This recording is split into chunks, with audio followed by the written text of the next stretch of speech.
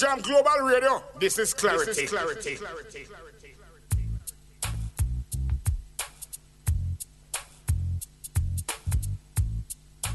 I want to say a big good evening going out to each and every single one of our listeners right across the globe this evening. I paid for my crime. It's Saturday night, the time is 6 o'clock, and it's time for Issues Today on World Jam Global Radio.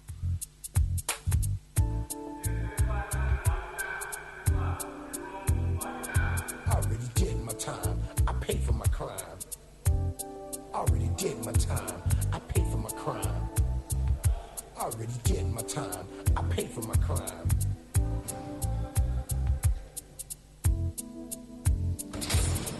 Back in the day, I didn't really care about the system. It was all about survival. It was do or die. I had too many rivals. I was too young and foolish to stay in school. I learned my lessons in the streets. There was not a man I couldn't beat. I was good with my... On a week when we've seen the stressful tragedy of the Grenfell Tower fire, many lives taken. So sweet.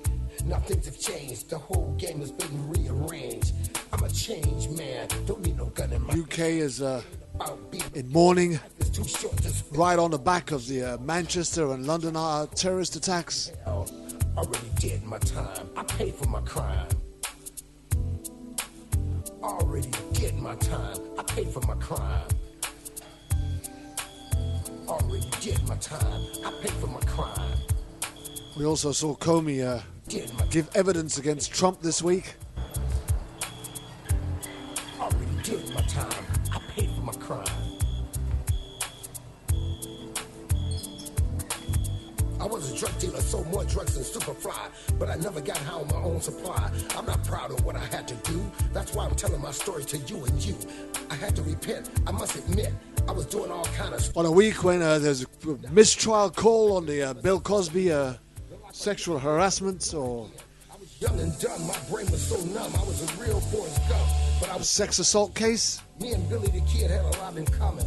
I was the real term. And on a week where a police officer once again is acquitted alligator, especially all you after fatally shooting Philando Castile. He could be facing life in prison.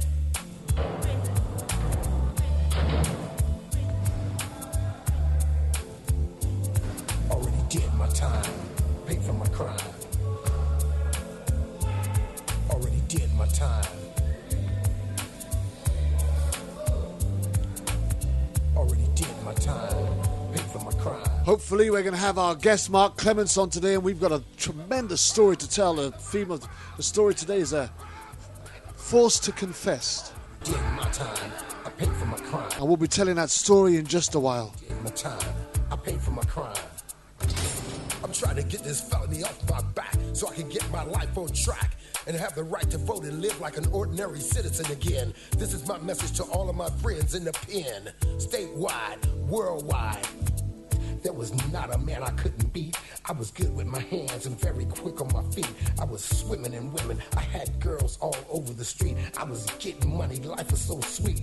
Now things have changed. The whole game has been rearranged. I'm a changed man. Don't need no gun in my hand. It ain't about being no gangster. Life is too short to spend it all in jail.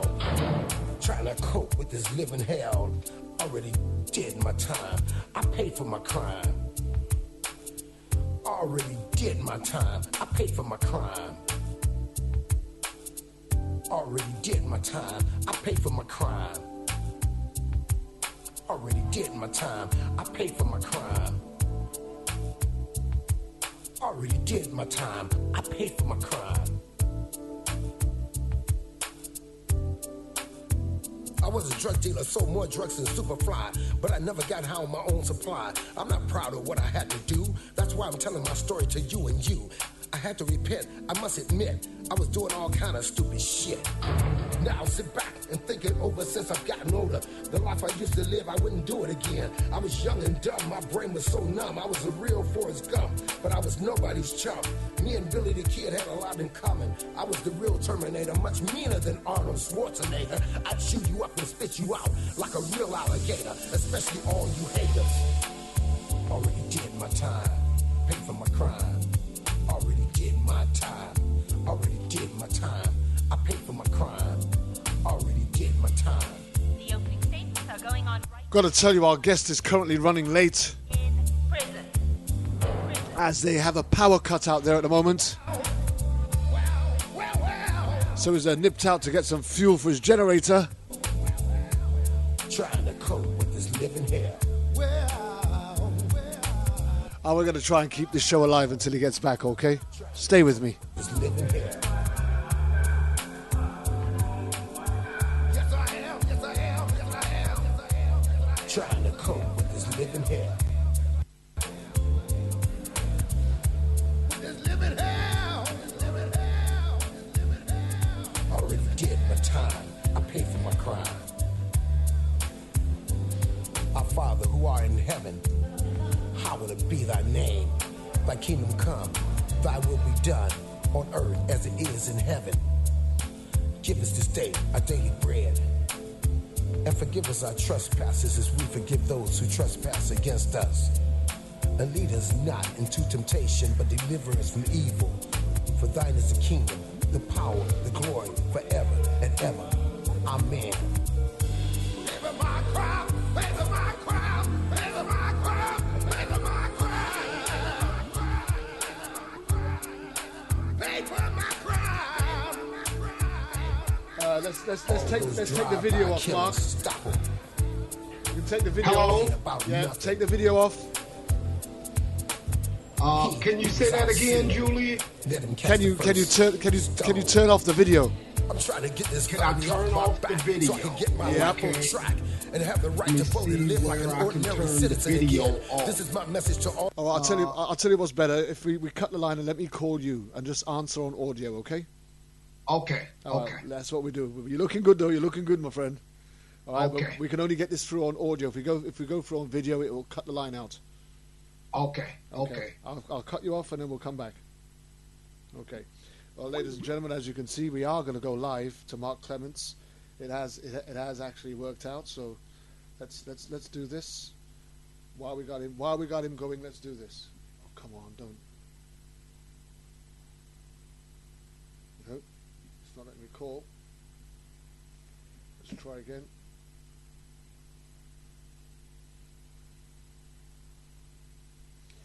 Bear with me. Not sure what's going on there.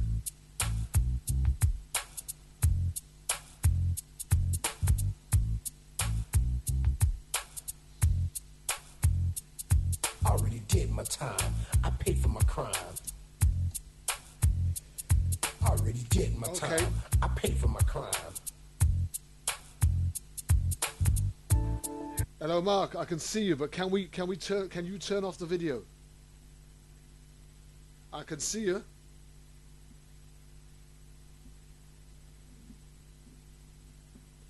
Yeah, I can see you, but can you turn off the video? I can't hear you.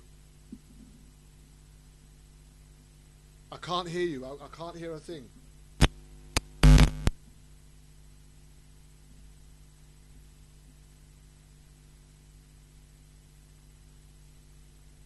I can't hear you at all, Mark. Ladies and gentlemen, you're going to just have to bear with me for a minute. Cannot hear you at all still.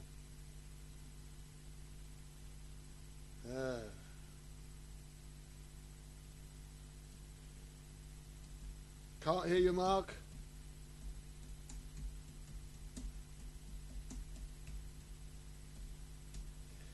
Alright, let's just do this again.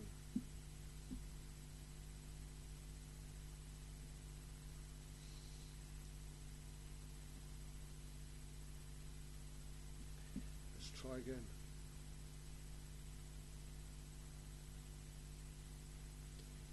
Now we're ringing, come on. Hello, Mark, can you hear me?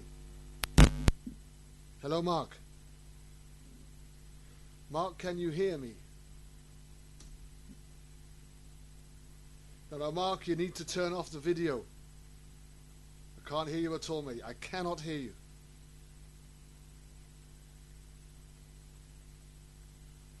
I cannot hear you.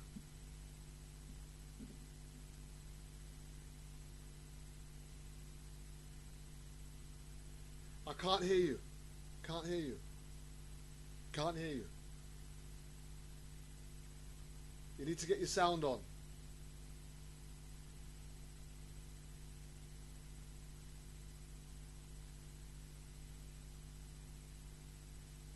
Whatever you did when we did the test call during the week, you need to do it again.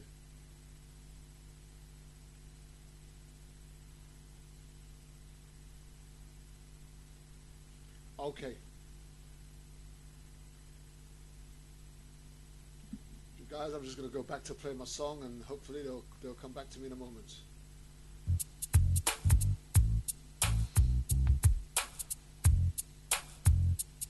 I already did my time. I paid for my crime. I already did my time. I paid for my crime.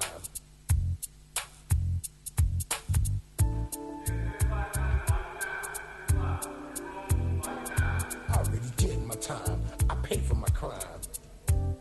I already did my time. I paid for my crime. I already did my time. I paid for my crime.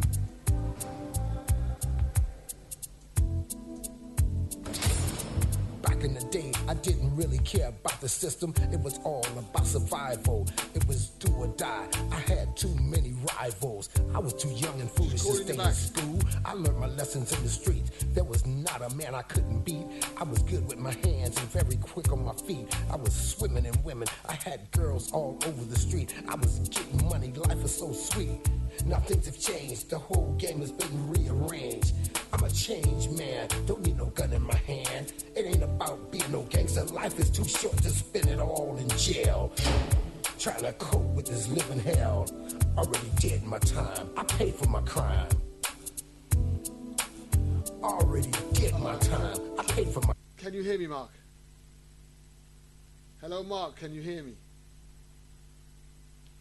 Whatever it is, we've got no sound. You must be on mute. You must have your computer on mute. You must have your computer. You got to unmute your computer and get the sound out. Unmute your computer. I'm sorry about this, ladies and gentlemen. We did this the other day. We had a sound check, and everything worked wonderful. And I'm not sure what's going on here. We did the call, and we got through okay. So I'm gonna. Hello, Mark. Hello, Mark. Right. I don't know what else to do but just to try and call again. Let's do this again. Kill it dead.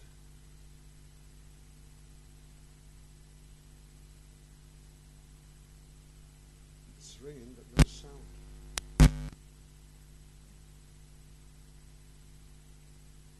Hello, Mark. Hello, Mark. Hello, Mark.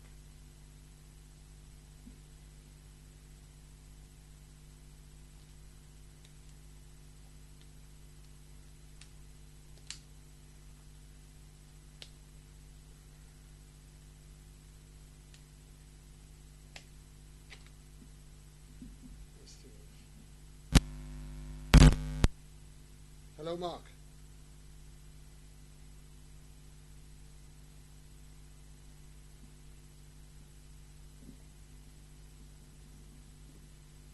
Hello, Mark.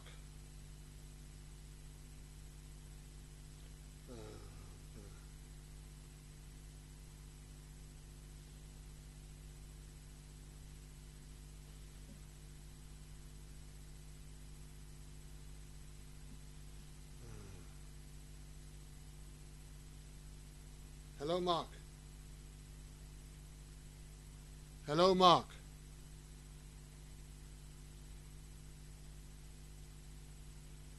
Let's try that again.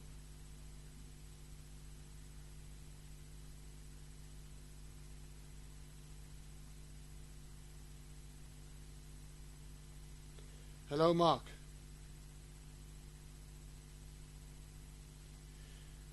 "15 minutes into the show, we got no sound. I coming out live.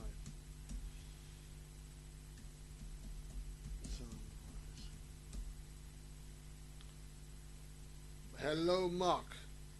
Guys, am I anybody tuning in? Am I coming out live? Can you hear me?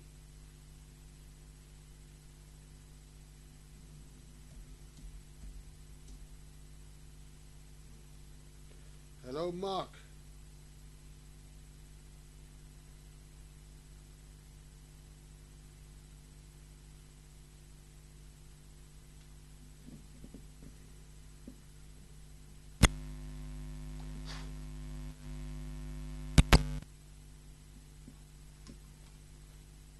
Hello, Mark.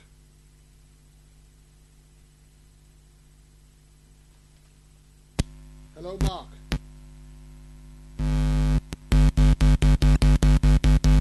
Hello, Mark.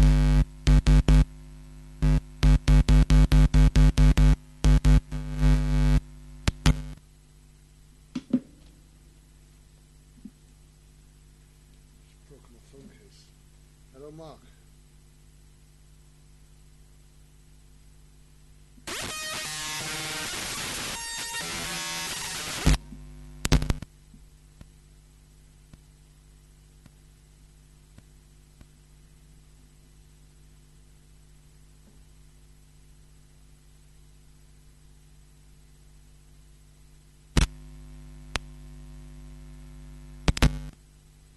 Hello, Mark.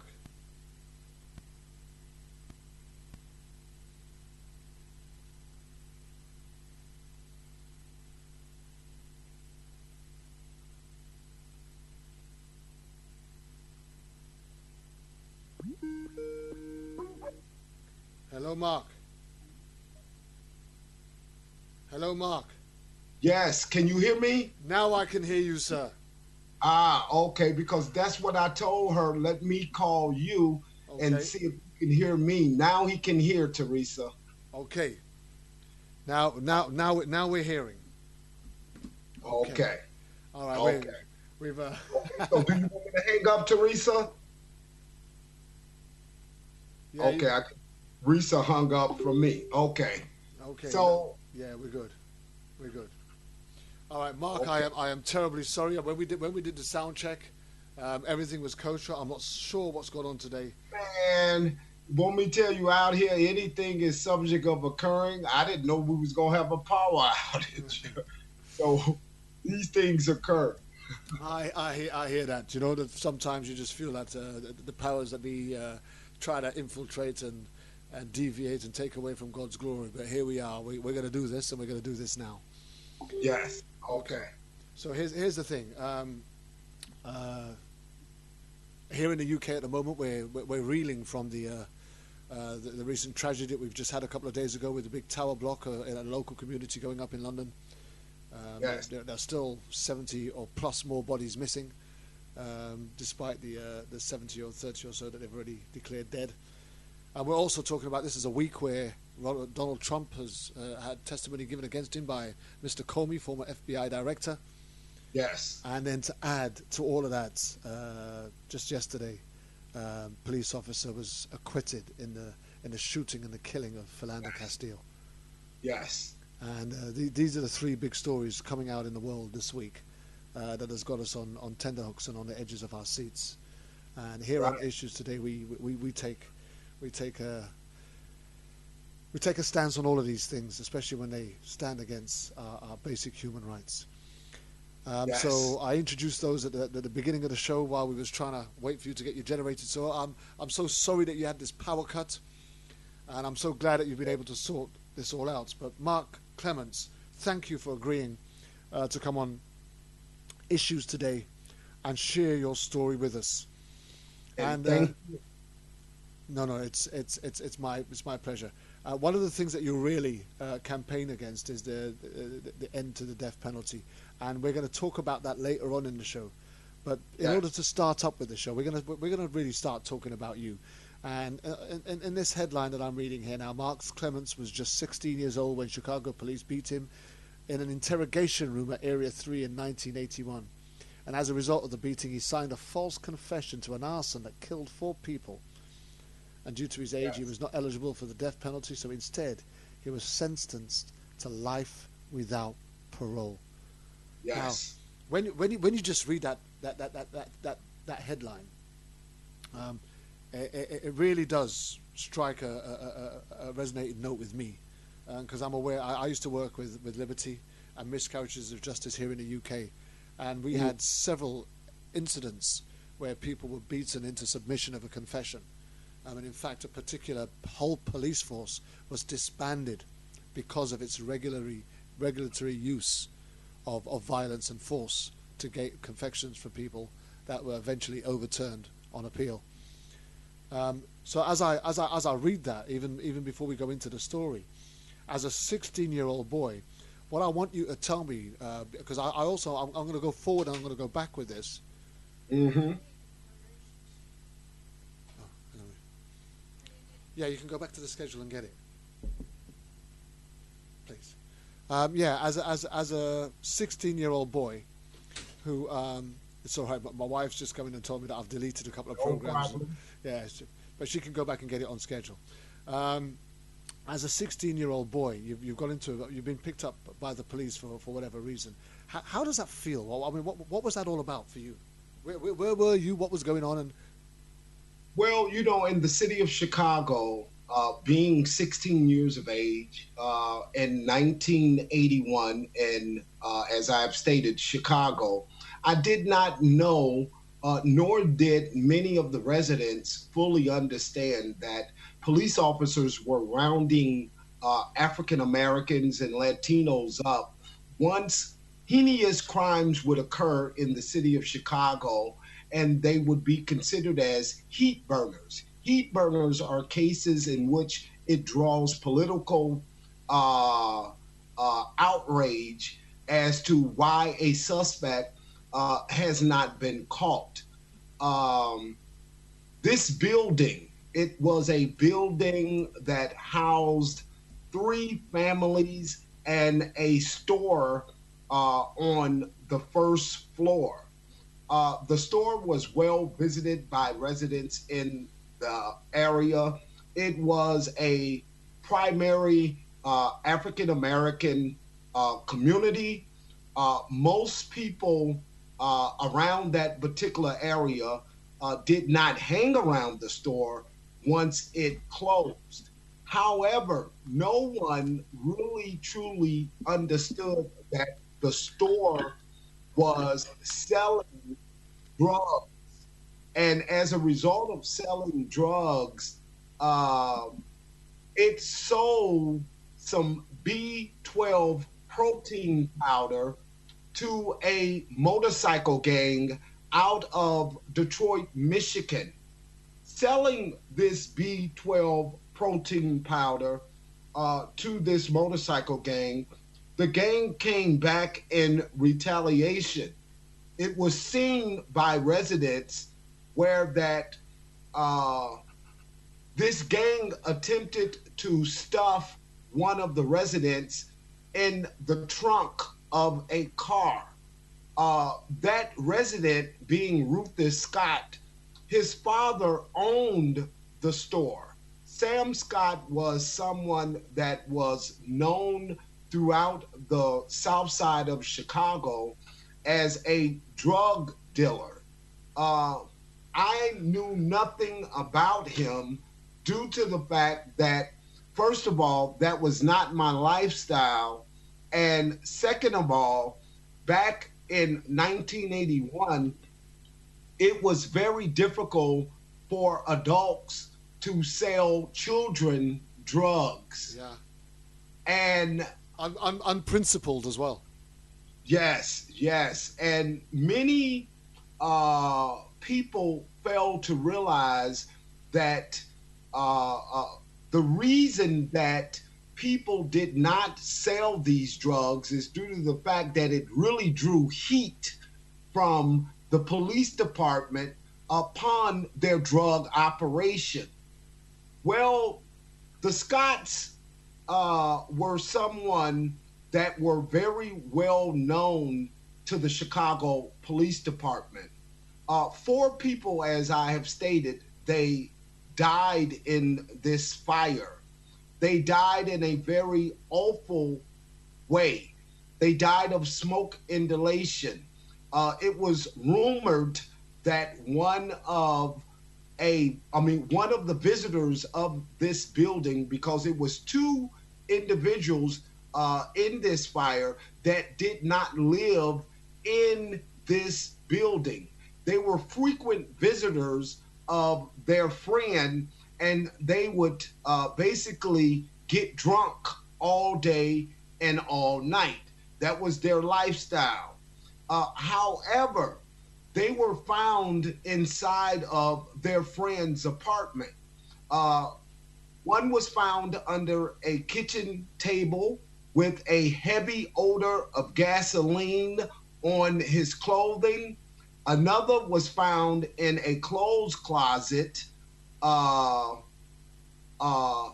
was found on the side of her bed, and another was found near the couch area inside of their friend's apartment.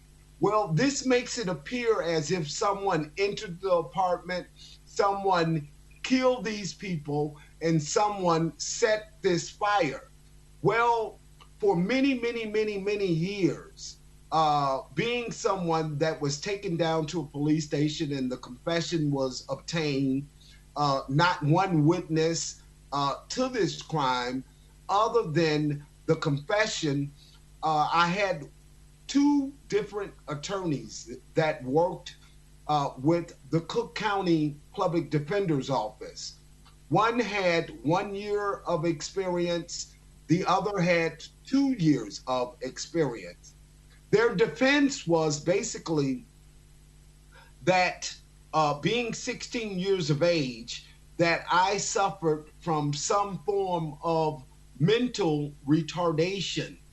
That was an argument that I heavily protest, but therefore the attorneys felt that this would be an argument in which the confession could be contested.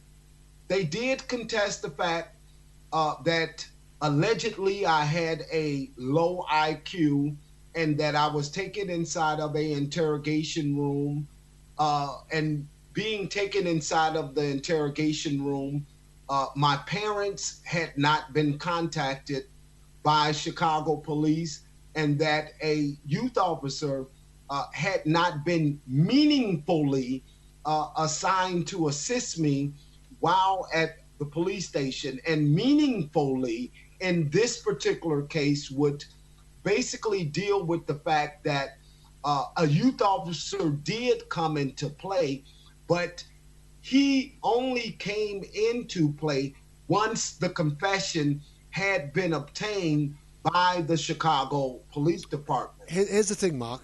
Up until that moment, how many times had you been into an interrogation room or a police cell prior to this day?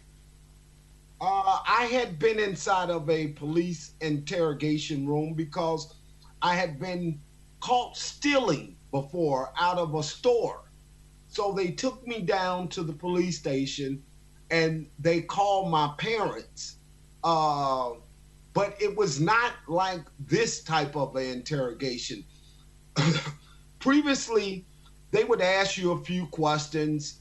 They would write those questions down and then make a determination if they wanted to try you as a juvenile. Basically, trying you as a juvenile was they would call your parents. They would tell your parents what transpired, and they would tell you a court date, and you could go home with your parents. Well, you know, far as being questioned relevant to anything serious, that had never, ever in my life occurred. I had an uncle that worked with the Chicago Police Department, and I just did not believe that the police would stoop so low to beat a kid. At least a confession where that 4 people died and that they really didn't care about who they arrested, long as they had arrested someone.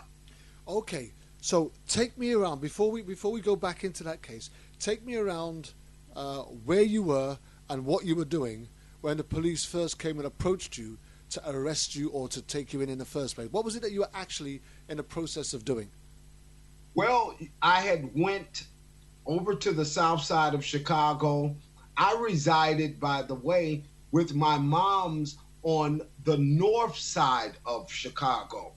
But due to the fact that I had two sisters that was at a aunt's house in that particular area, I had went to go visit them.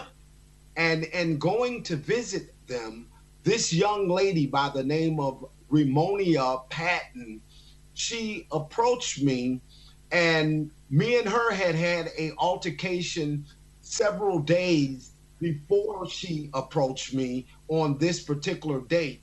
And she apologized for the altercation, and she asked me for a cigarette. And I told her that I did not have a cigarette, but if she walked to the store with me, I would purchase a pack of cigarettes and I would share some with her.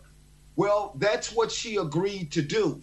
Little that I understood at that particular time that I was falling right into her web, due to the fact that earlier that day, she had went to the Chicago Police Department in hopes of collecting a $10,000 reward, in which the building's owners had basically put up to sidetrack the Chicago Police Department, due to the fact that they wanted to hide the fact that they were selling drugs out of the store and inside of that building.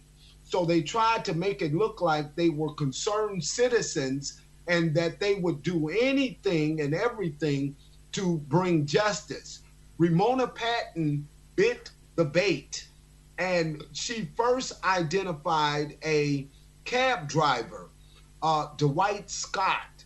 Dwight Scott was taken down to Area 3 Violent Crimes, which was located on the south side of Chicago.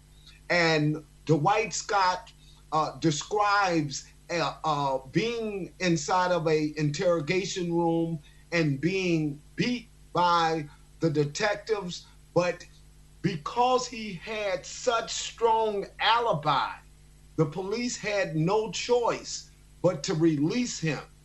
2 or 3 days later is once Ramona Patton then came and she identified me. What was you known to her? Was I what now? Was you known to Ramona? Yes. So, me and Ramona had a altercation several days before she fingered me to the police. We had this altercation in wake of my sisters. In other words, I come up under an era that basically your parents would tell you to watch after your sisters. And basically, if anyone tried to do anything to them, you better protect them. Yeah. So I always had that protective, basically father role over my two sisters. One was older than I, and the other was younger than I. But Ramona Patton was a individual that had served some juvenile prison time for allegedly killing her playmate, stabbing her playmate to death. At that particular time, I had no knowledge of her past. Unfortunately, in not having any knowledge of her past, this stuff could not be properly adjudicated in court. But however, Ramona was aggressive. Ramona was about 220 pounds. She stood approximately 6'1", 6'2", and me at best, I was about 120 pounds soaked and wet. But just being under the raising that I must protect my sisters, I refused to let Ramona basically fight my sisters. And because I refused to let her fight my sisters, Ramona picked up a brick and she attempted to hit me in the head. which started the altercation between me and Ramona. And once it started the altercation between me and Ramona, there was a fight. I got the best end of the fight, and she vowed revenge. So that was her motive for fingering you.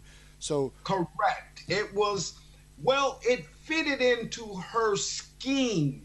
It fitted into her scheme because she had originally identified this person, Dwight Scott, who was the cab driver. And once it was determined that Dwight Scott could not have committed this crime and police sources released him, then therefore her attempts to still try to collect this $10,000 reward that had been offered by the Scotts family, it led to me and some of my playmates. And we were taken into police custody because... Here's a question, Mark. Did anybody not question that her first finger pointing was at a fully grown man? And how did she make that ginormous mistake from a fully grown man to a young kid? Well, I think it was Ramona's attempt any way, by any means necessary, that she wanted to get her hands on this money. And greed is what led her to identify Dwight Scott and what led her to identify me as well. Okay, no, but Mark, I get that. That's Ramona's motive. That's her agenda, and people will try all kinds of things. But where was the common sense from law enforcement to say, hang on a minute, you've just fingered a fully grown man who's a cab driver. We've gone after him. That hasn't worked out because we've managed to find a clear and precise alibi for him. But now you're fingering a 16-year-old kid who looks nothing like the first person that you first tried to put forward for this. Wasn't her that question at all? Yeah, well, let me tell you, if that did arise, I don't know. But in most of the John Burge torture cases, police could care less. Right. All they were looking for were people who they can round up and take down to the police station. And whoever was the weak link, so to speak, the one who confessed or the one that they feel that they could gather some type of evidence to plant the case on, that was your case. Right. So now you've been pulled in. You was going about your business, doing what you did. Now you're in the police station, and they tell you that you're under arrest, or they want to ask you questions about what? How did the nature of the crime get introduced into that conversation, and how did you respond to that? Well, what ended up happening is that once we went into this store to purchase the cigarettes, I still remember it as if it was yesterday. I went in and I purchased a pop. I purchased a pack of cigarettes and a raspberry Suzy Q. It's like a little cake. Yeah. And I purchased it, and I was standing at the counter to pay for it, and I saw Ramona Patton jumping up and down inside of the store saying, "Here he is, here he is." All I know is that I seen two black people come from the rear, meaning the back room of this store, and they had handguns. Once seeing the handguns, I ran. Right. So running, I got away, and I called a cousin, and I explained to the cousin what was going on. So he told me. So at that point, did you know that the two men with guns were police, or did you just think that Ramona got somebody to come and get you? I thought you hit that on the head. I thought that Ramona was trying to set me up and to have me killed inside of this store. These men with the guns never announced the fact that they were police officers. Okay. So now you've run. You've called your cousin. How did the police get to apprehend you in the end? So once my cousin arrived, we went over to where Ramonia Patton resided.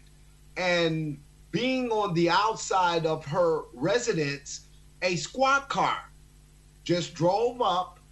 The squad car then went into the residence of where Ramona was.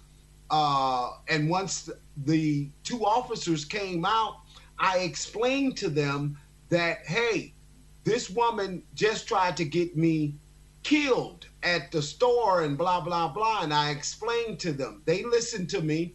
And then they asked me, is your name Mark Clements?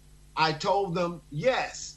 They told me to turn around, that I was under arrest for disorderly conduct. And I asked them, why would I be under arrest for disorderly conduct? They told me that they had received information from Ramonia as well as residents in the community that I was disorderly and that I attempted to fight her, which all was untrue. So hang on a minute. So originally they're looking for a guy who could potentially be responsible for 4 murders, which is the reason why she's apparently calling them out for you. But their first attempt at charging or arresting you was for disorderly conduct. Yes. And they put me in the police car. They took me to a regular precinct police station, which was District 7 police station on the south side of Chicago.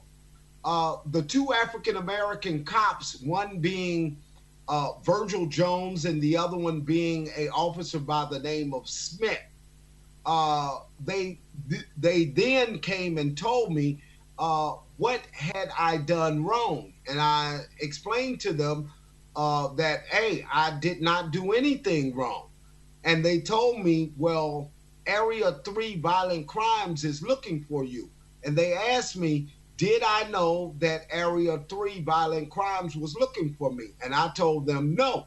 So they told me that they were going to have to take me down to Area 3, which they did. They transported me down to Area 3. Once checking me in at the sergeant desk, approximately 5 minutes later, this black police detective who was in plain clothes, wearing checkered pants, he comes out. There was like these plaid checkered pants that they would wear back in the 70s and early 80s. He came out and he just hit me in my, no, he asked the officers, is this the little MF? So, you know, the people can put the rest together. And he struck me in my face. Well, you know, we had learned by being in the ghetto settings of Chicago that if you ever get hit in the face, to hit the ground and ball up in a fetus position. That way, the police could only beat you in your back or kick you in your back, but it'll protect your face area. Yeah. That's exactly what I did. I could hear the 2 black police officers who had brought me to the police station screaming and hollering at this black cop and telling him that he had to stop due to the fact that I was a juvenile and I was still in their custody. They addressed this black cop as Sarge.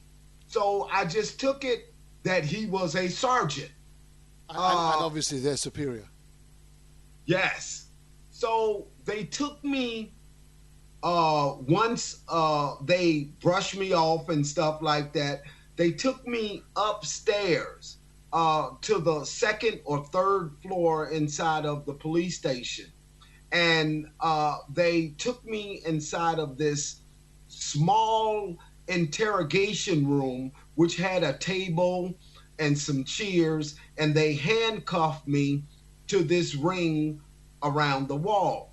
You know, of course, they tried to make it appear as if they were concerned, and they stayed at the police station with me for approximately 30 to 45 minutes before they end up leaving, allegedly waiting on a youth officer so that they can turn me over to a youth officer. Well, the youth officer allegedly was not available. So because the youth officer was not available, they took me to another interrogation room, handcuffed me to the ring attached to the wall, and they left. Shortly thereafter, 2 police officers came inside of the interrogation room. They started to ask me questions. It took them about maybe 10 minutes or so before now they started to explain to me why I had been brought down to the police station. They explained to me that a fire had occurred at 6600 South Wentworth Avenue that resulted in 4 people losing their lives.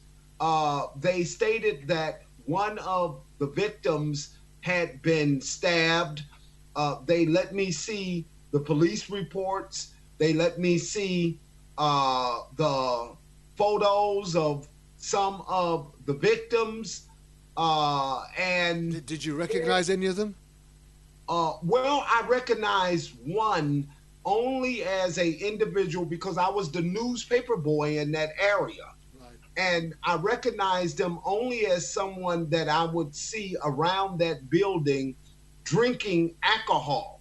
But the other 3 individuals, I could not recall if I had ever seen them a day in my life. But I do know that at some point maybe I did see them because, as I've stated, I was the paper boy. Okay, so now they're claiming that you are potentially their suspect in a multiple homicide. How did you feel? What was your reaction at that point? Well, I wanted to call my mom's so that I could basically let her know what was going on, to seek her advice, and to ask her if she could call an attorney due to the fact that first of all, I didn't know what was going on. And second of all, they were claiming that one of the associates, one of the childhood friends that I grew up with, they were claiming that he was stating that we had committed this offense. And I recall later on going to the bathroom while inside of the police station. And going inside of the bathroom, I seen this detective, and he was looking out of the window, drinking alcohol.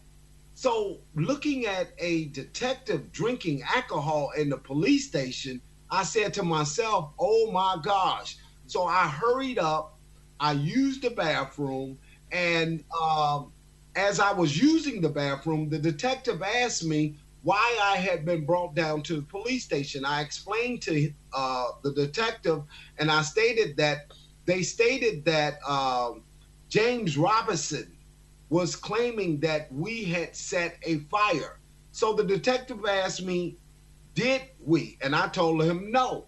That was the end of our conversation, the last of me ever seeing this detective until I would say much as 10, 11, maybe 12 hours later, he ended up coming inside of the interrogation room. He told me that he had been sent to help me. He told me in that time, did they leave you alone for a while? Was you just left on your own? Or? Well, I was just basically left at bay. The detectives was coming in and out of the room, of course, and asking me questions relevant to, first of all, why would people be saying that I committed the crime? They asked me basically if I knew someone at a gas station. And I was honest, and I told them, yes, I did know someone at a gas station because I would purchase cigarettes. You know, I was a kid, so I was not legally supposed to be purchasing cigarettes. But the guy at the gas station would sell me the cigarettes. And so what they did do, they went out, they apprehended this person, and I could see this person inside of the police station. They was beating him, and I'm talking about just viciously beating him. And he was screaming and he was hollering and he was saying that he didn't do anything, but they was constantly beating him. They brought another childhood friend into the police station as well by the name of Kenneth Minor. The police had told Kenneth Minor that I had told them that Kenneth and I, as well as James Robinson and someone by the name of Jamaican, had set this fire. So, you know, I don't know if the police had roughed up Kenneth Minor or anything, but I do know that James Robinson did file a complaint with the Chicago Police Department stating that while inside of the interrogation room, he was abused as well as being hit across his knuckles with one of the police officers, these batons. They are blackjacks. And that they beat him across his hands to try to get him to confess to this crime. So at this point, they've got you, two of your friends, and this other guy that they're trying to tie you guys up with, this guy called Jamaican. What was your possible motive at that time? What was they trying to suggest? What was your reason for setting this fire? Did they have? Well, what they were stating is that they had received information that some young kids had set this fire because one of the occupants in the building was selling drugs for them, some low-level marijuana, and that the person who was allegedly stabbed by the name of Robert T. Watson, that he was stabbed because he owed Kenneth Minor $10 to $45 for failure to pay for the marijuana. Well, it turned out that this individual, he didn't even have marijuana in his system. Not only did he not have marijuana in his system, he was a known alcoholic throughout the community. He was someone was Kenneth Minor ever known for supplying marijuana? No. We were just children that would roam the streets, so to speak. Our hustle was stealing pop bottles and cashing them into the store for extra money. Yeah, we did that too. Now, okay, let's try and wrap this piece up so that we can move on a little, right? So, I mean, the way that you're looking at it now, there appears to be no motive. You're fingered by somebody who has a personal grudge against you. Yes. You have no real association or relationship with the individuals that were inside the house, although you might have come across one who is a known alcoholic in the community. You're not known to the police for being any kind of violent drug dealing thug that's normally coming up on their radar that they're having to chase off the streets on a daily basis or run after and getting away and throwing your stash so they don't find you. You're not known in any of those areas, and now they've got you in a police cell trying to get you to confess to multiple homicide, setting up of the fire that 4 people had killed. Now, earlier on when we were talking, you was talking about the layout of how all of these individuals were found. Mm-hmm. Okay? So how did they compare the layout of how these people was found with the motive and agenda set out before you? Was there any explanation given as to... Because to me, we're now talking way beyond just a fire. If you've got Yes. 4 people who've died in here, if it was just a fire, one of them would have got away, 2 of them or 3 of them would have got away, and one might have got trapped. But all 4 dying in that house tells me that they were dead before the fire took set. So, did they explain any of that? Because normally, what police try to do in order to try and get you, they'll keep on repeating their theory in the hope that at some point they can get you to repeat that theory back as part of your confession. It's a well-known tool that they use. So they would have normally been saying, well, you was doing this, wasn't you? And, and that's why you was doing that, wasn't you? And that's why they were there, wasn't it? And so therefore, when they can get you to confess, once they've got you to surrender to confession, you're now writing out this statement because you can remember what it is that they've told you that they want you to say. Well, this was a little bit different. What they did do was they beat me first. They beat me in my arms. They beat me in my chest. Of course, they smacked me a few times. Then once I would put my head down, they would beat me. At least it was just one detective, and this detective name was John McCann. He is a known John Burge torture cop, meaning someone that was a subordinate to John Burge. But he beat me in my back once I put my head down, and then he started beating me across my legs, trying to get me to raise my head. Well, once I raised my head, he then shoves his hand in between my growing areas and he squeezes hard. And he squeezed about like 3 times before he got a firm grip. And once he got the firm grip, I then agreed that, okay, well, whatever you want me to say, I'll say. Because what they wanted me to do was to repeat what they wanted me to say to a man in a blue suit. And this man in the blue suit was a assistant Cook County State's attorney. I agreed to repeat what the detective had told me to state. And once I agreed, the man in the blue suit came. He unpacked his belongings that he had, and he put it on the desk. And then I explained to him, listen here, I did not commit this crime. I explained to him that my parents had not been contacted, that I had been beaten by the police, and that I didn't understand what was going on, and that the police was beating me to get me to state that I committed the crime.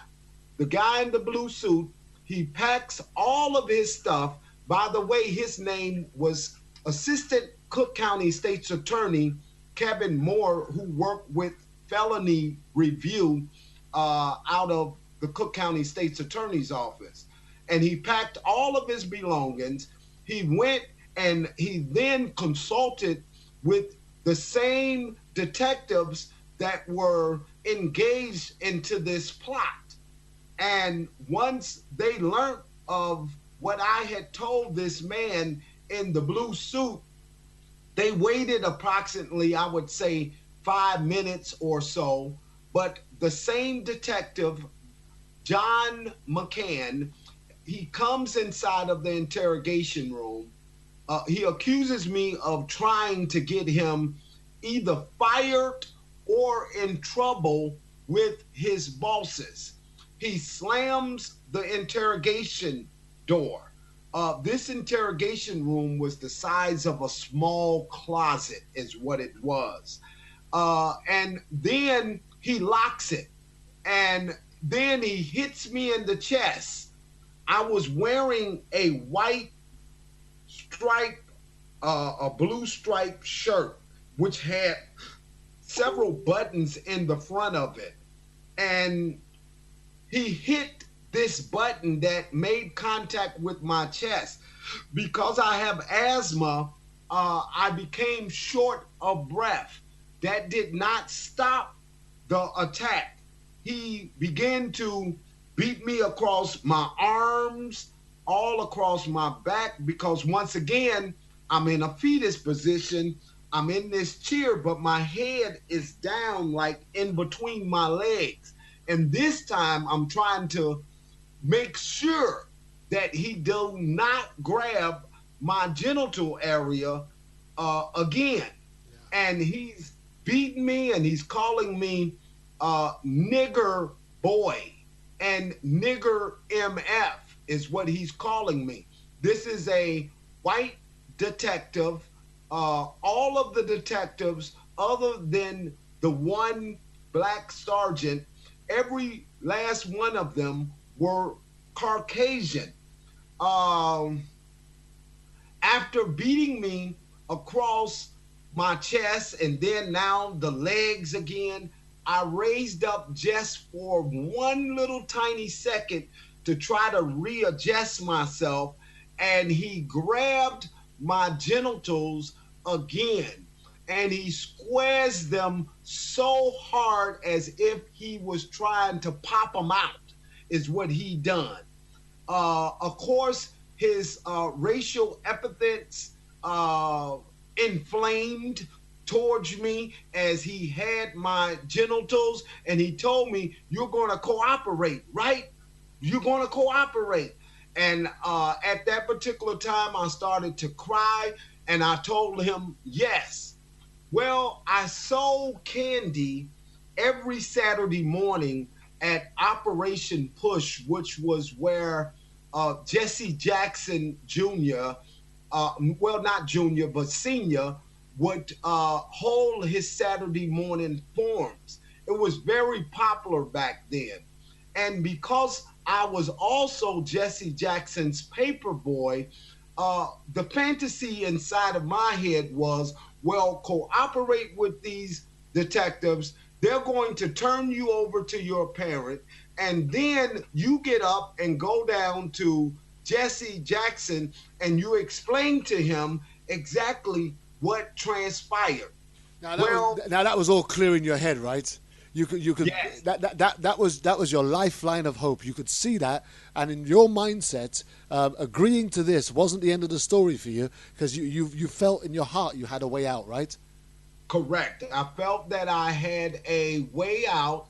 I felt that no way in the world that Jesse Jackson would refuse to help me due to the fact that he known me for several years, known me as being a regular participant over at Operation Push, as the cameras and media would follow him around. He was known as raising my hand up and saying, "Keep hope alive," and down with dope and up with hope and things of that nature. So I felt that if there was anyone that I could talk to, I could talk to Jesse. Well, that didn't occur. They told me to state that Kenneth Minor had solicited myself and James Robinson and someone by the name of Jamaica. No one has ever found this person named Jamaica, but that he was mad because he could not collect his money, and as a result, he decided that he was going to burn down this building. Now, keep in mind, the person that was targeted as the person who was allegedly beat, being Robert T. Watson. Robert T. Watson didn't even live in that building. He was visiting friends in that building. They stated that for me to tell the man in the blue suit that we fought him and that we stabbed him, and that each and every time that he would miss a jump, that we would douse the bottom of his pants leg with gasoline. So, And so hang on a minute, Mark. Are you telling me that the man with the blue suit came into you a second time? Yes, he came in a second time. So, having heard you tell him what had taken place the first time, right? And that Yes. you're denying all knowledge and all involvement in this. Yes. He's probably aware that you've been beaten again, and he's going to come back in, and he's agreeing to accept your confession a second time. Correct. Not one question asked. Wow. There was nothing even mentioned out of his mouth, even that he had even consulted with me at that time. He came in as if he had just recently. That was the first time he was coming in. Correct. And I recall him stating that he needed to talk with me first, and that he was going to do this right, and he was going to call in a court reporter so that the court reporter can transcribe the confession. And once the detectives and myself being inside of this interrogation room, and all of the way that they really wanted me to state all of this type of stuff was put together, they called in this court reporter. They took several pictures of me standing at a blackboard, which did not show any signs of a beating, didn't show any signs of anything occurring to me. And they took these pictures. I basically told them that on the night of June the 17th, 1981, and this is now being June the 25th, the date that they had me in police custody.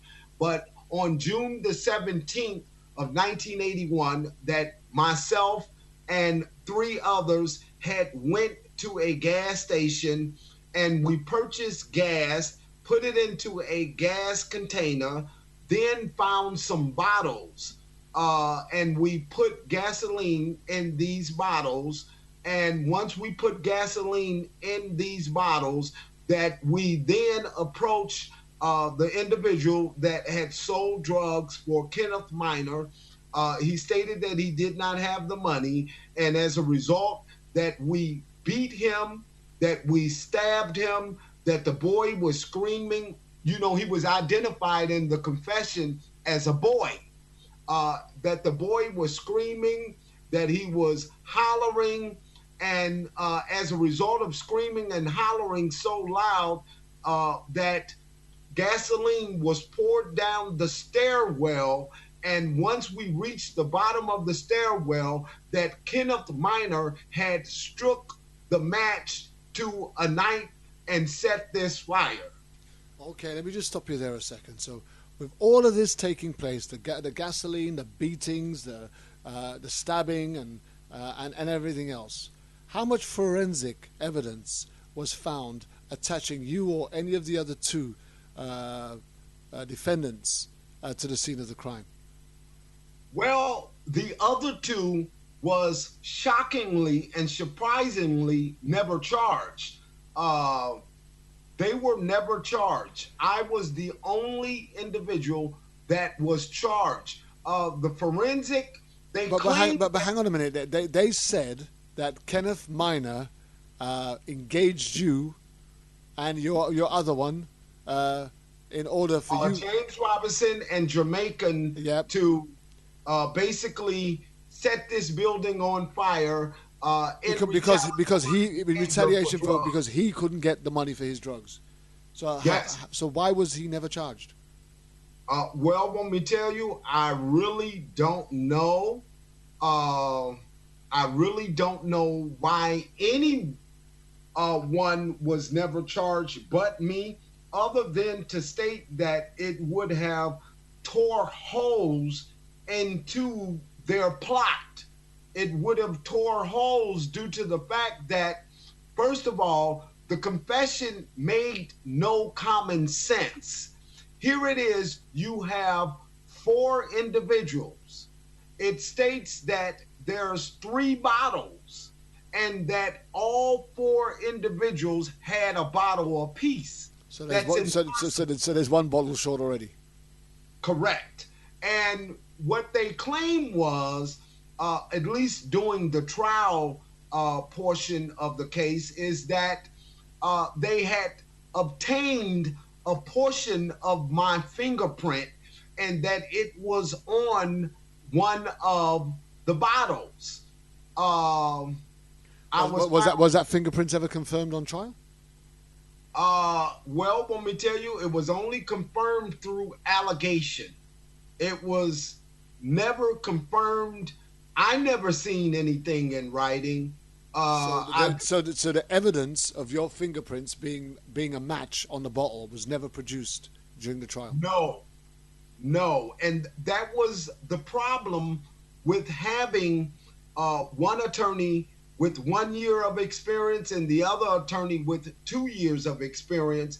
They lacked experience from the get-go to ever had been assigned a case like this. Come to find out that the attorneys never even investigated the case. As a result of never even investigating the case, there were people in the neighborhood who had clearly seen what had transpired. There were people in the neighborhood who had went to the police department and told them, you have the wrong person. And the reason you have the wrong person is because the people who committed this offense were on motorcycles and they were grown men. So as a result of that, we had no knowledge of these people ever even existing due to the fact that that was information that was never tendered over to the defense by prosecutors. Wow. It sounds like a whole mess. A young boy at 16 tortured into a confession, and on top of tortured into a confession, they could have, if they chose to, they could have pursued the evidence that was available to them, the information that was available to them, and caught the right people that did this. It almost sounds as if they didn't want to catch the right people that did this. They did not, Kevin. And the bottom line here is that in the city of Chicago, under the command of John Burge from 1972 until 1991, there is a systemic pattern of these cases in which primarily African-American people would be rounded up, taken to the police station, deprived of their constitutional rights, in most instances deprived of sleep, deprived of food, deprived of access to the phones, and beat inside of interrogation rooms until they confess to these crimes. And in all of these cases, it was primarily the only evidence was the confession. Okay, so tell me this, Mark. So you've been forced to confess due to the excruciating pain of having your genitals squeezed so hard that you probably felt that they were going to pop out of your head. And that's a pain more excruciating than most people can ever imagine. I've played football and I've been kicked in my genitals quite accidentally, and it's quite a painful thing. I can't even imagine what that pain would have felt like for somebody to purposefully grab hold of them and squeeze them with all of their strength, being a fully grown man, and you being a young child as you were. And now you've confessed, so you've been charged. Did you at any time get bail in between the time that you were charged and the time you went to trial? Well, in juvenile cases, bail was something that was not granted at that particular time. In other words, what they would do is they would make a determination based off of the charge, not the evidence in the case, but based off of the charge, should the person remain in custody or should the person be released? having a African American judge who basically laughed at me once I had explained to him the very next day inside of the courtroom, because I released it in an outburst as to what had occurred to me. And I stated that they grabbed my wee-wee. You know, I did not know the different terms of genitals nor testicles. So I explained to the judge, well, they grabbed my wee-wee. And he just laughed. And he did tell the public defender that was assigned to interview me and to get down to the nitty-gritty as to what occurred. But I could just see mischievous behavior by the entire criminal justice system from the get-go. And it was almost as if they knew what was occurring, and that this was just a systematic form of basically just going through the routines. And as they would hear of these allegations from children as well as men inside of interrogation rooms, based off of how that person explained how they had been mistreated, they knew exactly what detectives did what. So they knew that at some course of my police interrogation room that I ran into some pretty bad police detectives, and that they worked under John Burge. Wow. Well, it transpires that later that morning, around about 2 a.m., on the 26th of June, 1981, you signed a confession that 6 days earlier that you'd killed 4 people, and you spent it took a year and a half before you were sentenced. So I take it in that year and a half, no bail. Did you have visits, family visits, or yes? Yes. Was you trying to get your truth out then? Well, let me tell you, due to the fact, and that's what most people fail to realize, is that once a kid has been charged with a extremely serious crime, they still think mischievous. They think that, well, there is some form of justice and that the justice will prevail. Yes, I did the little things that I felt would be helpful. One was to contact Operation Push, which my mom's played a role in, and to contact other sources and to explain to them. Matter of fact, I had an uncle who worked with the Chicago Police Department. He clearly knew what had occurred, but, you know, going to trial and now being charged as an adult, I did not understand that upon being found guilty, that I faced a natural life sentence. I don't even think the attorneys understood that, because they told me that if you get found guilty, that they will probably try to sentence you to 30 years. That's what was told to me. Well, going through this trial, it was mind-blowing. It lasted for 3 days. But during those 3 days, did you ever believe that you was going to get found guilty? No. I thought that once the judge heard all of the evidence in the case, that the judge would release me, and at least that I would be found not guilty by the jury and that I would be released. I could never picture, not even in my worstest imagination of this, that I would have been found guilty. Wow. So here you are, you're set down in the dock. The evidence has been laid out before you and the judge and the jury, and now the jury, they've made their closing statements. The jury's got to retire for their verdict. So now they come out, and the judge gives the famous statement, "Have you all reached a verdict, a clear and unanimous one?" Was your heart jumping through your chest by then? Of course, there was you still thinking that you're going to get found not guilty and the truth is going to come out? I was ready to go home. That was my mindset.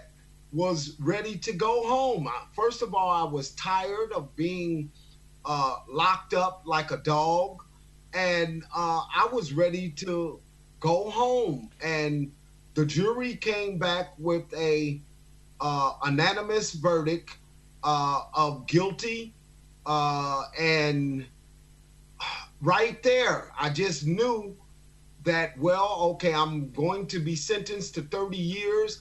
You know, I got to go to school. I'm going to have to learn this law to try to figure out how in the world am I going to get out of prison. So that was my thinking once being found guilty. Wow, at 60, well, and now you're 17 and a half, right? So yes, I was 17 and a half in September, well, over a half. I was almost 18 when sentenced in September of 1982. And because being a young kid, and before sentencing, and as I've stated, I had a African-American judge. I had prepared this speech. I prepared it partially by writing it down, and I prepared it in my head as to what I would tell the judge. If they asked me if I had anything to state before sentencing, well, I didn't know that I would keep speaking for nearly 2 hours before the judge sentenced me. But nearly 2 long hours I spoke. And I can still remember, as if it was yesterday, me telling the judge that I watched the police steal my youth, and now the jury has stolen my life. I explained to the judge that I never even committed this crime.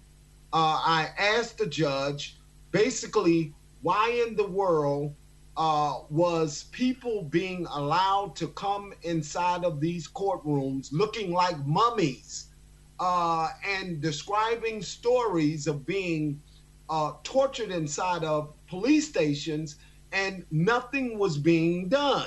Of course, the judge did not answer me back.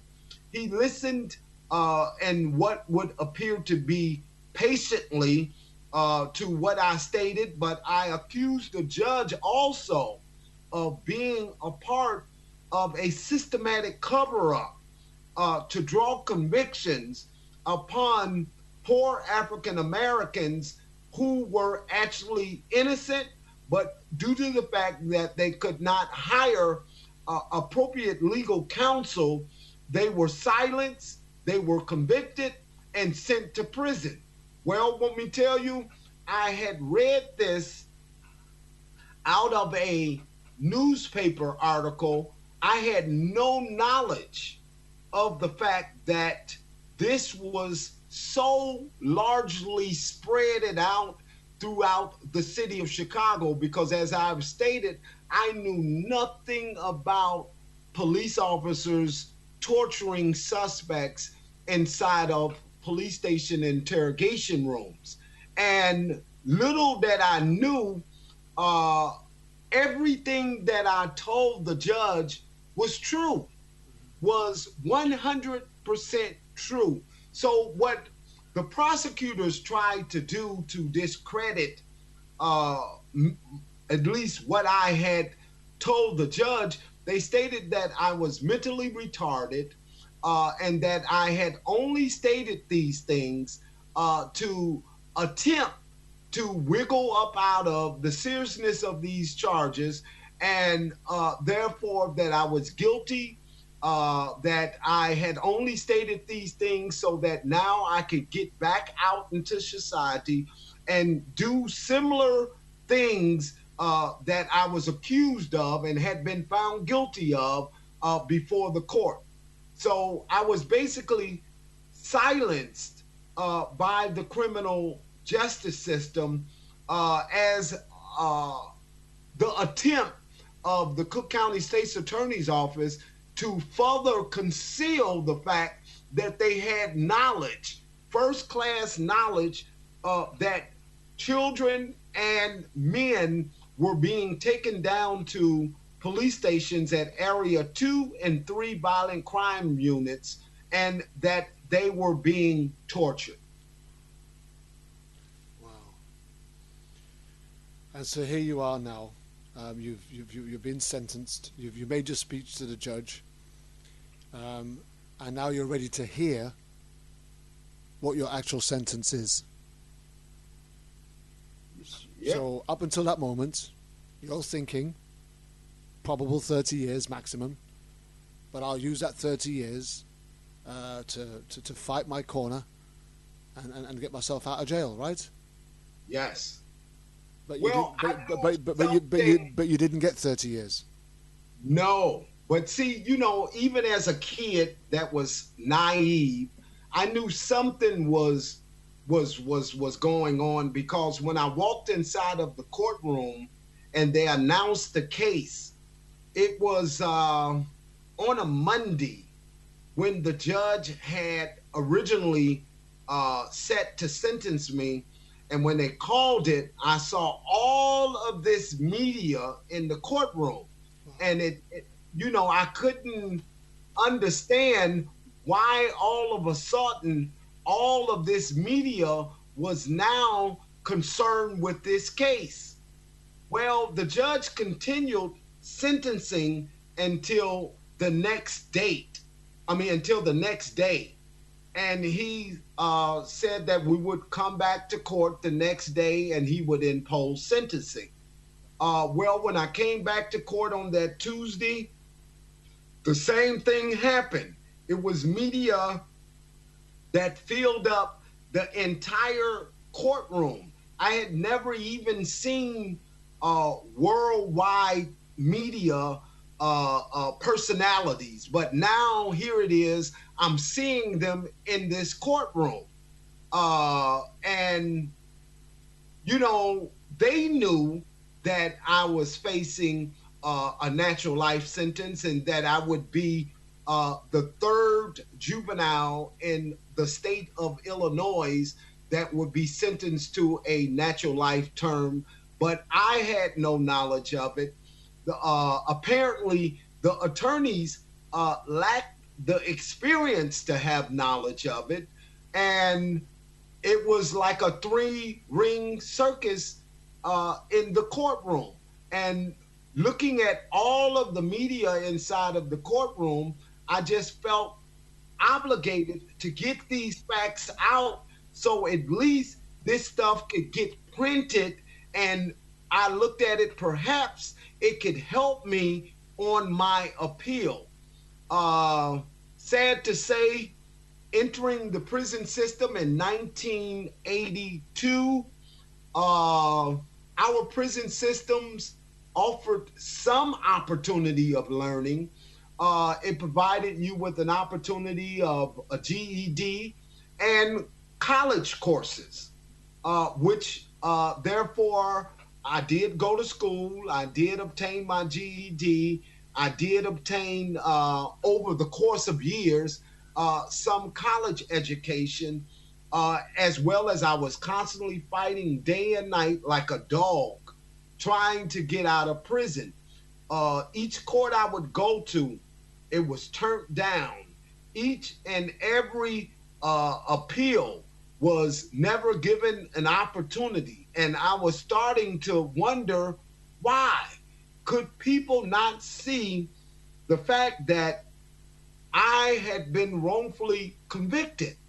Well, I didn't understand then that if you don't have a constitutional violation, then therefore you don't have grounds for the court. And due to the fact that I had adjudicated the fact that I was beaten at the trial level, other than at the first stage of the appeal, was I able to bring up the fact that I was mistreated by the police and then everything else would follow and be considered as res judicata if I was denied. Res judicata means that here it is, a issue that you have raised before the court. It's been ruled against you, and now because it's ruled against you, you are now procedurally barred from ever raising that claim again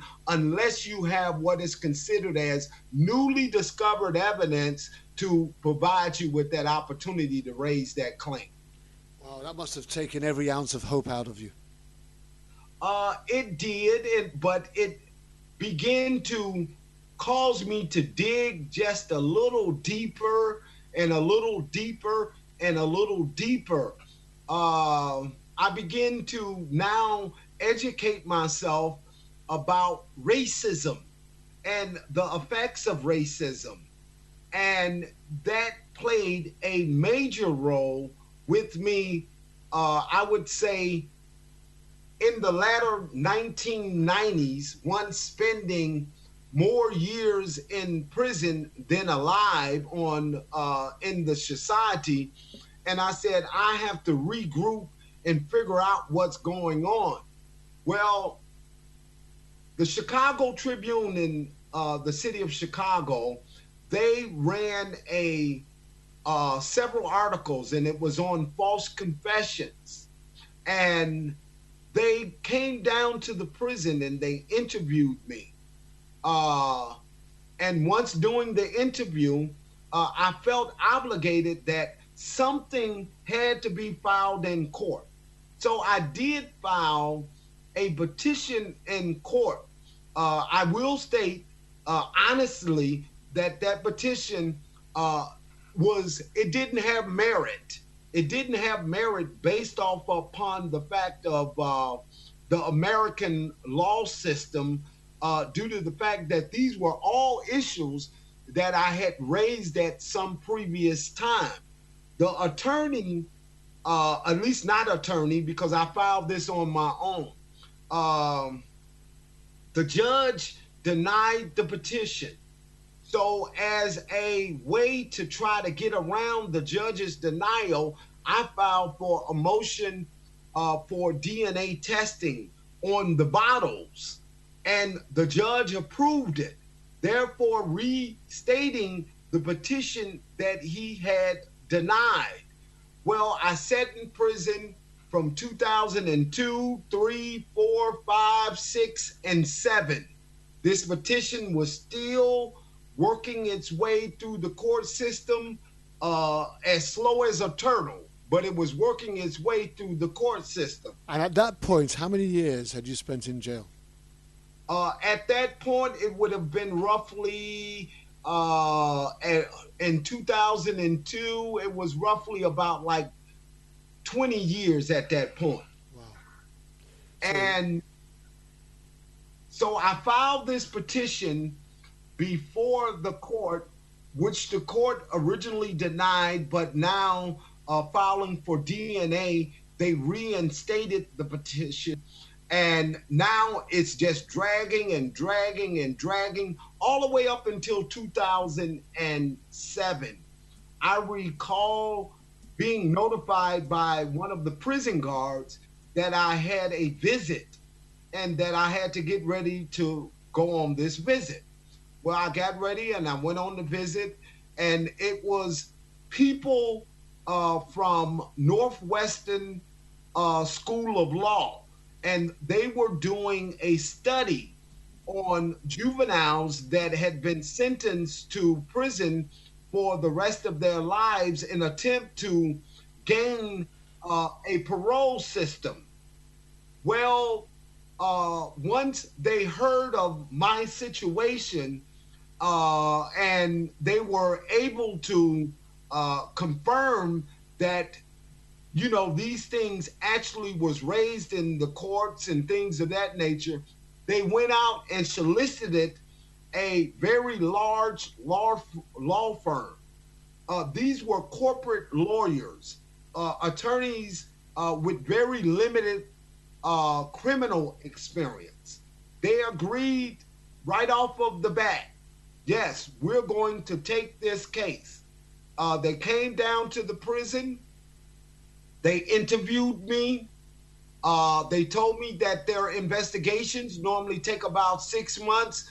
They told me to be patient, and once their investigation was complete, they would give me a call or come down to the prison and visit me. Well, they contacted me exactly 2 days later. It was several days before New Year's of 2007.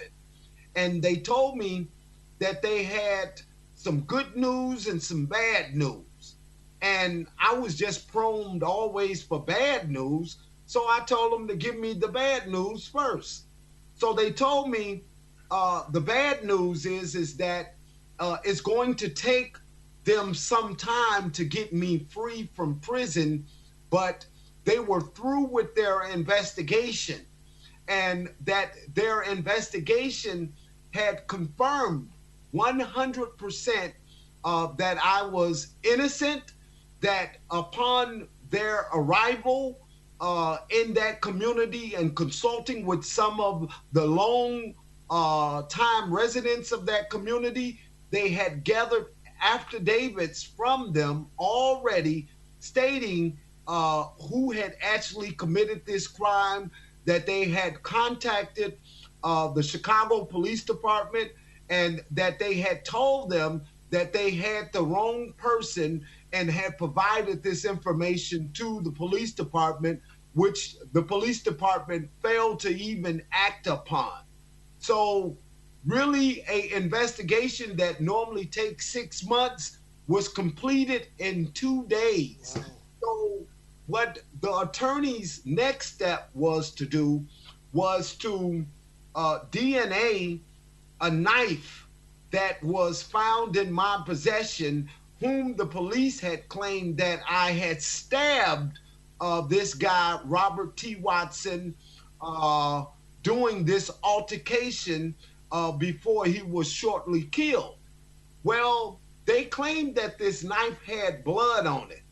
Well, once we did what was called a vacuum DNA on the knife, it determined that it was no blood, never, ever, on that knife. The bottles determined that, yes, there was fingerprints on those bottles. They were not my fingerprints. They were the police officer's fingerprints. So, therefore, we, from 2008, because 2008 had kicked in, it took about maybe 3 to 4 months to go through the process of all the DNA testing. So what the attorney stated was that they were convinced that now they had all of the evidence that they needed to work and to prepare a new petition before the court, which they did do. It took them several months to prepare the petition. They filed the petition in court, and once filing the petition in court, the Cook County Chief Judge, Paul Beeble, he therefore had stated that a conflict of legal interest existed with the Cook County, State's Attorney's Office, due to the fact that the prosecutors were found to have hidden evidence in these cases, and that some of these prosecutors had actually represented this crooked cop, John Burge, in civil proceedings. Wow. So therefore, it was ruled that his involvement in my case constituted that my case had to be removed from the Cook County State's Attorney's Office and assigned to the Special Prosecutor's Office. They assigned a prosecutor by the name of Stuart Noodleman to oversee approximately 21 different cases at that particular time. And my case being the first case, it drug on. My mom's got sick, Virginia Clements. and she developed cancer. I started hearing from people that were writing me all the time, and they told me, did you know that your moms would be at the protest and she's spitting up blood? And did you know this? And I had never even known this. Wow. So I called her on the telephone and I asked her about this. And she was like, well, I'm okay. You know, they found cancer in her lungs. She had been a smoker for about like 30 years, but she had stopped. And it had been approximately 20 years before the any type of symptoms of her smoking had ever affected her. Right. Okay. So the cancer was, man, it was growing in leaps and bounds. So she had to go in for a procedure, and she went in for the procedure, and the doctors gave her then 6 months to live is what they gave her. So the special prosecutor, along with the attorneys that was representing my case, and understanding that this was a process that would take years and years to figure out in the criminal court system, they had reached a agreement.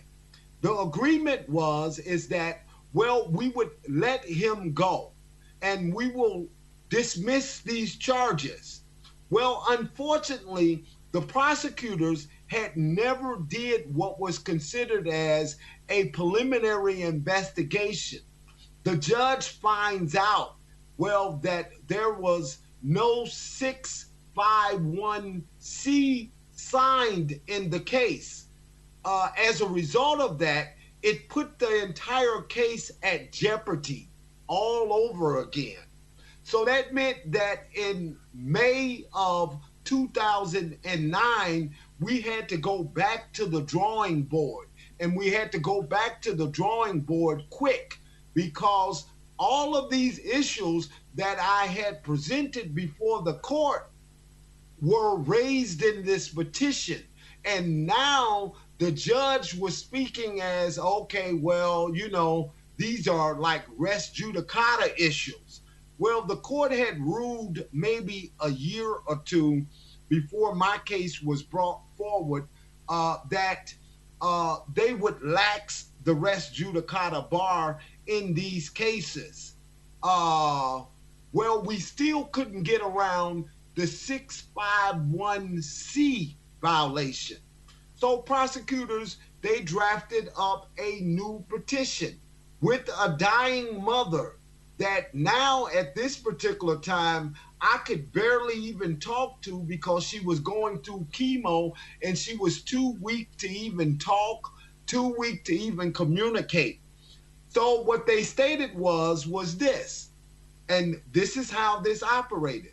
They picked one of these people and stated, well, guess what? You kill this person. That's what ended up happening to me. I pled guilty to the murder of Robert T. Watson, despite the fact that the medical examiner in the case, which was Dr. Lee Beamer, had been ruled incompetent, not only in the state of Illinois, but in the state of Oklahoma. In 1976, he had been ruled incompetent to provide proper medical examinations to the causes of death. Well, come to find out, this affected this doctor throughout his entire career, because he had actually buried people who had actually been gunshot victims. And he had listed that those people died of heart attacks. And all of this evidence coming out against the medical examiner, they still picked this one individual. I pled. I was released after 28 years in 2009 of August out of the Illinois Department of Corrections. And basically, the rest of it is history. I have been basically compensated by the city of Chicago, who has admitted, by the way, that I was taken to a police station while at the age of 16 years old, and that I was tortured psychologically as well as physically to confess to a crime that I did not commit. So if this makes common sense to you, which it makes totally no common sense to me, that's what happened to me. Wow. Wow. You know, that's one amazing story. And here's the thing, Mark. You are an amazing man, because throughout that entire battle, all I can hear is a man who never gave up. Well, you cannot give up in these particular situations. And that is one of the reasons in which I was hired as administrator over the campaign to end the death penalty, because of my persistence and because I understand. Let me tell you, when you are giving a death sentence, man, and I'm talking about that judge set that date within 90 days. That means within each and every one of those 90 days, you got to make those days mean something towards bringing out the fact that this person should not be on death row, or else how to stop this death execution from occurring. And I think once being released after the 28 years and having so much energy, and that's the way it was, because now it's like being hemmed up, and now they let you out.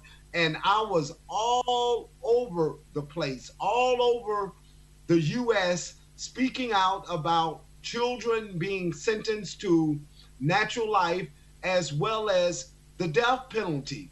One of my first cases that dealt with the death penalty, at least one that was assigned to me, was stopping the execution of Troy Davis.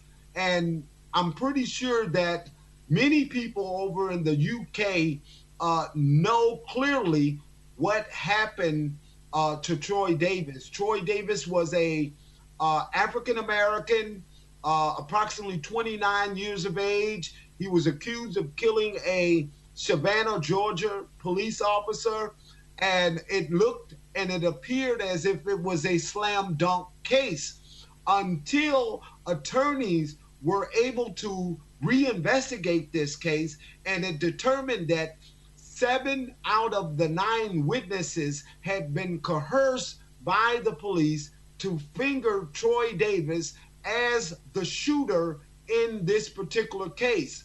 One of the other 2 being Red Coles, he was a suspect all along in this case, and it was actually his gun that killed this police officer.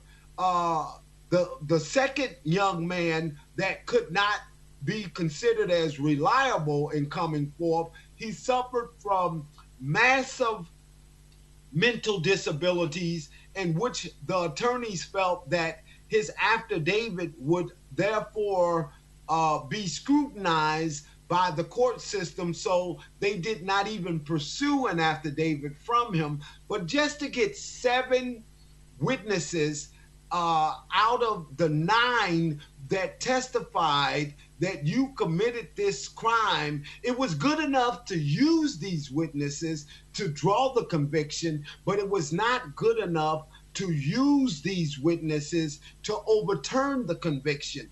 In Troy Davis' case, I went down to Atlanta, Georgia, approximately 2.5 months before Troy Davis intended execution in 2011 of September. And I basically all of the people kept saying, well, the people are not going to get up just for this case here. They're not going to do this. Well, coming out of a prison setting, I always looked at the impossible as possible. And I looked at it that if I could get up and be in Georgia and have enough time to greet, meet, and to organize in the state of Georgia, therefore I could build a larger coalition than even anyone even felt. And believe it or not, I had my doubts because I didn't know really where to start from. But I started from the University of Georgia, in which I had a speaking engagement, and I spoke at that university. And that university linked on to over 6,000 to 7,000 people getting involved. And Amnesty International had called a rally. I was highly upset once sitting in a meeting with Amnesty International, and I didn't make it any secret that I was upset because I'm not getting up and traveling all of this distance to come for a silence protest. And that's what they wanted.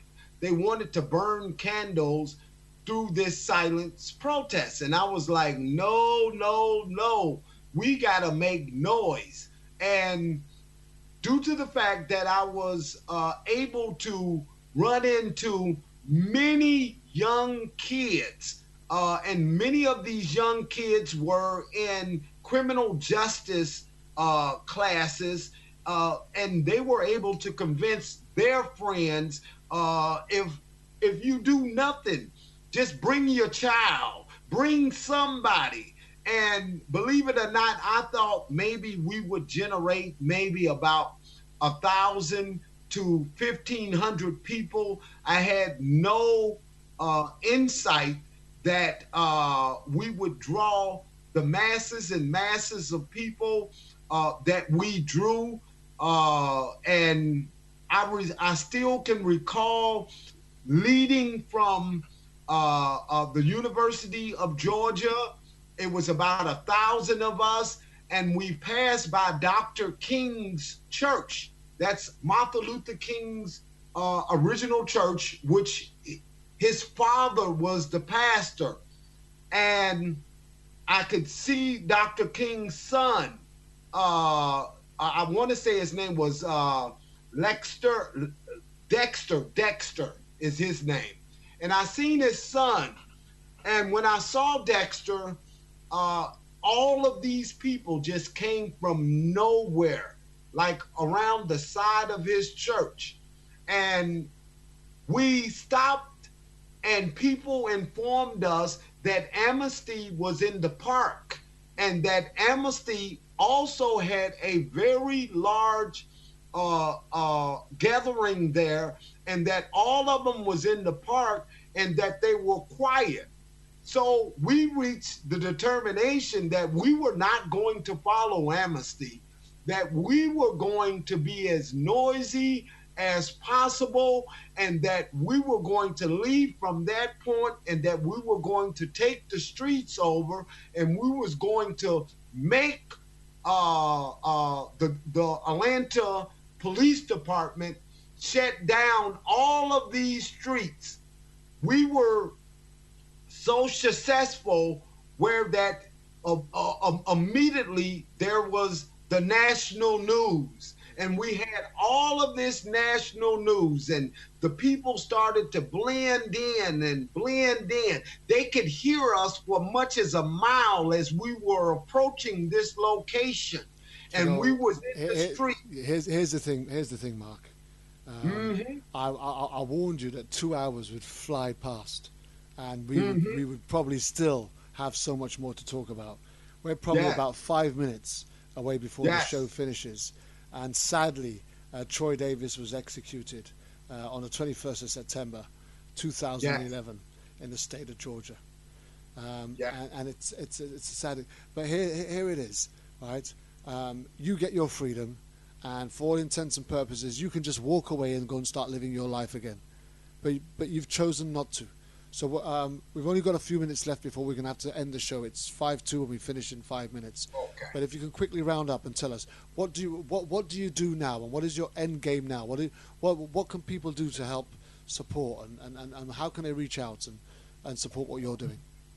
Well, what I primarily do in the city of Chicago is I fight around Chicago police torture cases as well as death penalty cases out of the state of Texas and the state of California. How people can get involved is easily. I have a Facebook page, and one of them is called the Campaign Against the Death Penalty. You can link on to that page, or you can link on to the official page of the official Chicago Police torture page, and you can begin to get involved. What we're faced with here in America is people getting involved so that we can have revenue. People think, I guess, that the government is funding us to fight them, and that's just not possible. The government will never fund you to fight them. But my name is Mark Clements, and they can find Mark Clements at MARK Clements, CLEMENTS. You can link up with me on Facebook, on Twitter under Prisoner Speak, or you can just simply email me at clemensm82@yahoo.com. Mark, all I can say again is thank you for sharing your remarkable story with us here on Issues Today on World Jam Global Radio. And I think I'm going to look forward to having another meeting with you in the very near future where we can just follow on with some of the great work that you're doing around the country, trying to get the abolition of the death penalty, which is such a powerful movement and most definitely a worthy cause to fight for. Mark, thank you very much for sharing that story with us. And thank you, Brother Kevin. Thank you. The pleasure has been all ours. I'll send you a link for the YouTube clip when it's downloaded. But again, all I can do is thank you for being on the show. It's been a great show. It's finished too quickly. I just wish we had more time. I understand. And thank you, Brother Kevin. Thank you very much, Mark. We're out of here. Okay. Bye-bye.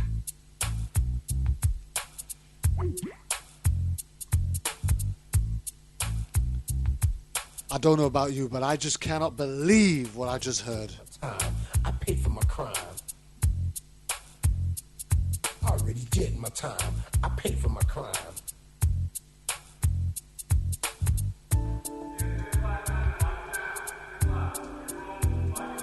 I already did my time. I paid for my crime. I already did my time. I paid for my crime. I already did my time. I paid for. Don't forget, you can join us again live next Saturday, same time, same place on Issues Today, World Jam Global Radio. Back in the day, I didn't really care about the system. Where we've got a special show for you next week. Do or die. I had too many rivals. I was too. A young man was found standing on a street corner for over 3 years. I couldn't beat. When a woman who was on her way to work and passed him every day for those 3 years decided to stop and have a conversation. Getting money, life is so sweet. This guy was standing on a street corner. He was homeless. He was constantly begging. I'm a changed man. He appeared to have mental health related issues. About being okay. But upon engaging with him and having a conversation, she realized that this young man was waiting for the return of his mother, who died on that very corner 3 years prior. My time. I paid for my crime. The story of This Is Victor, live next week on World Jam Global Radio's Issues Today. As for me, Kervin Julian, I'm out of here. I want to say a big thank you going out to Mark Clements for joining us on the Forced to Confess, an absolutely powerful story, which we'll obviously repeat over and over again right here on World Jam Global. Once again, a big thank you going out to Teresa, my producer, who does such tremendous work in the background. I know what I had to do. That's why I'm telling my story. And we look forward to seeing you again, same time, same place, next Saturday on World Jam Global Radio. We're out of here.